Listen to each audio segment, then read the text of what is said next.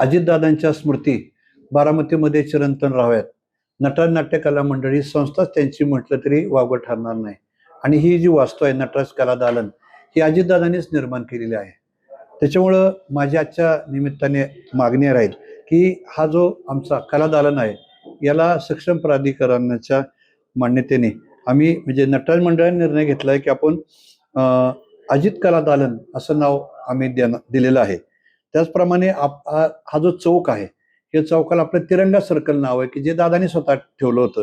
तर माझी आजच्या निमित्ताने मागणी आहे की अजित तिरंगा सर्कल असं साधारणपणे याचं नामकरण करावं अशी आम्ही विनंती सक्षम प्राधिकरणाला करणार आहोत.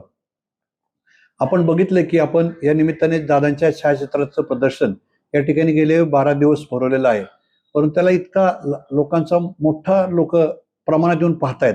त्याच्यामुळे लोकांच्या मागणीवरून नटराज कला दालनामधील वरचा जो मजला आहे त्याच्यामध्ये दादांच्या छायाचित्रांचं कायमस्वरूपी प्रदर्शन या ठिकाणी असावं अशी संकल्पनेला या ठिकाणी चर्चा होती आणि आम्ही तो निर्णय घेतलेला आहे की दादांच्या सगळे लहानपणापासून आतापर्यंतचे फोटोग्राफ्सचं या ठिकाणी संकलन आणि नागरिकांकरता कायमस्वरूपी उपलब्ध करून ठेवायचंय. श्रीकांत अनपट हे त्याचं डिझाईन करत आहेत. त्याचबरोबर हा जो चौक आहे तिरंगा सर्कल हा आणि नंतर दादांचा आवडता विषय म्हणजे राष्ट्रध्वज 30 मीटरचा, त्याच ठिकाणी दादांचा पूर्णाकृती पुतळा उभा राहावा अशी साधारणपणे माझी इच्छा होती आणि आहे. म्हणून आम्ही नटराज परिवाराने निर्णय घेतला की दादांचा 10 फूट उंचीचा ब्रॉन्झचा पुतळा या ठिकाणी आमची जी नटराजची प्रतिमा आहे त्या ठिकाणी उभा राहावा आणि नटराजची प्रतिमा इमारतीमध्ये इतरत्र आपल्याला बसवावी त्याच्या अनुषंगाने निर्णय झालेला आहे.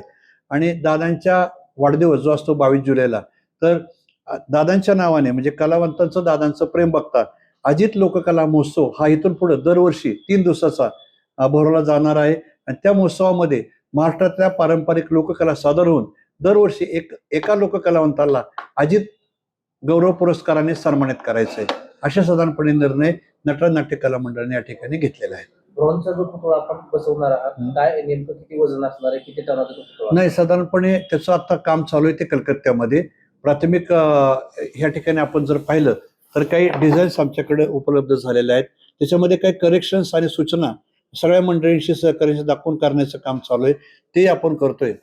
तर हा ब्रॉन्झचा पुतळा 10 फूट उंचीचा आणि खाली 5 फूट चौतरा असा केला तर 15 फूट मध्ये आणि 1.5 ते 2 टन वजन साधारणपणे त्याचं राहील. त्याच्या अनुषंगाने स्ट्रक्चरलच्या लोकांशी आता कॉन्टॅक्ट चालू आहे. त्याचे डिझायनिंग 2 दिवसात आल्यानंतर शासनाच्या विविध मान्यता घेण्याचं काम कला संचालनाचं आपण करतो आहोत.